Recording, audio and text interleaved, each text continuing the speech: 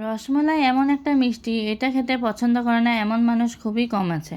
আর আজকের রেসিপিটা আমি করছি পনির দিয়ে। বাড়িতে যদি একটু পনির থাকে ওটা দিয়েও তোমরা রসমালাই খুব ইজিলি বানাতে পারবে। তো চলো দেখি। প্রথমে এখানে আমি 150 গ্রাম পনির ছিল, ওটা দিয়ে এখন আমি বানাবো। তো পনিরটাকে ভালোভাবে স্ক্র্যাম্বল করে নিয়েছি।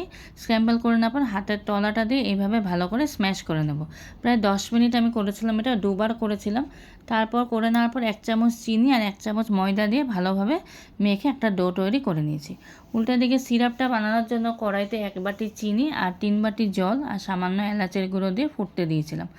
তারপর এদিকে বলসগুলো আমি রেডি করছি। তো ছোটো বড় তোমাদের ইচ্ছা মতন করতে পারো। তো আজকে আমি বড় সাইজেরই করছি রসমালাইগুলো। তো এইভাবে হাতের তলাতে ভালো করে প্রেস করে স্মুথলি বলসগুলো রেডি করে নিয়েছিলাম। ফুটন্ত সিরাপে সব বলসগুলো এখন ছেড়ে দিয়েছি। এখন ঢাকনা দিয়ে 15 মিনিটের জন্য হাই ফ্লেমে রেখে দেবো। 15 মিনিট পর দেখলাম বলসগুলো পুরো একদম ডাবল হয়ে গেছে। এখন এগুলো একটু রেস্টে রেখেছি। তো রেস্টে রাখার জন্য ঠান্ডা জলে কিছুক্ষণ বলসগুলোকে চুবিয়ে রেখেছিলাম। তো কতটা জুসি হয়েছে তোমরাও দেখতে পাচ্ছ বলসগুলো।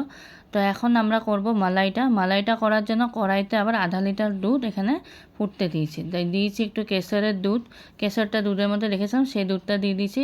1 চামচ দিয়েছি মালাই আর 2 চামচ দিয়েছি মিল্কমেড। মিষ্টিটা তোমরা কম বেশি তোমাদের ইচ্ছা মতন করে নেবে। তারপর দিয়েছি একটু চপ ড্রাই ফ্রুটস আর সামান্য চিনি। সব কিছু দিয়ে যখন একটু ঘন হয়ে এসেছে দুধটা, এই বলসগুলো সব দিয়ে দিয়েছি। দিয়ে প্রায় আরও 10 মিনিট লো টু মিডিয়াম ফ্লেমে আমি ঘন করে নিয়েছিলাম। তো রসমালাই আমাদের রেডি হয়ে গেছে। একটু ঠান্ডা হওয়ার পর আমি সার্ভ করে উপর থেকে আরেকটু ড্রাই ফ্রুটস চপ করে দিয়ে দিয়েছিলাম। তো যদি তোমাদের আমাদের রেসিপিটা ভালো লাগে তাহলে অবশ্যই একটা লাইক করে দিও। আর নিজের প্রিয়জনদের সাথে শেয়ার করতে কিন্তু একদম ভুলো না। আর নতুন কেউ যদি দেখছো আমাদের রেসিপিটা, অবশ্যই পারলে আমার পেজটাকে ফলো করে দিও, যাতে আগামী দিনে নতুন রেসিপিস দেখতে পাও।